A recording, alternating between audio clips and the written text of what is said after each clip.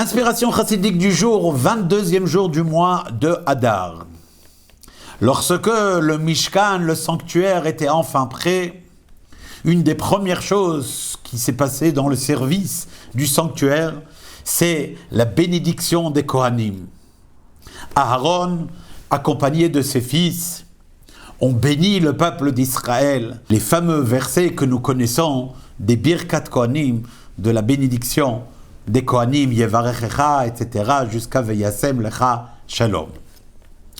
Dans la bracha que les Kohanim nous donnent, se retrouvent réunis tous les 10 attributs divins.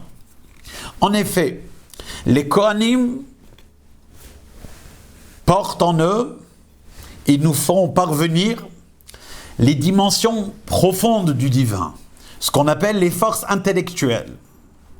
Et en faisant une bracha, la bracha signifie faire descendre vers en bas. Et bien, Birkat Kohanim, ça veut dire faire descendre le niveau de Kohanim, qui veut dire les forces intellectuelles des attributs divins. D'autre part, au moment de la récitation de cette bénédiction, ils élèvent les mains. Les mains représentent les forces émotionnelles, les attributs divins des émotions tels que la bonté, chesed, qui est dans la main droite, comme le Zohar nous dit, et la rigueur, qui est dans la main gauche, etc.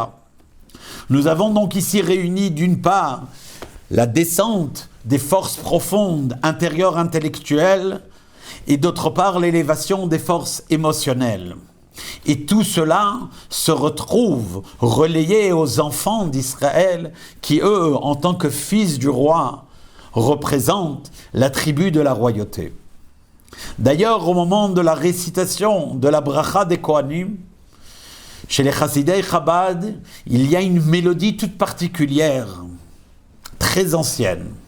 Cette mélodie, lorsqu'on l'écoute bien, nous fait ressentir ces mouvements-là d'élévation et de descente vers le bas, avec des moments de pause dans la mélodie, les moments où on dit le nom de Dieu, Hashem, Yudke Vavke, qui est au-delà de tous ces mouvements-là.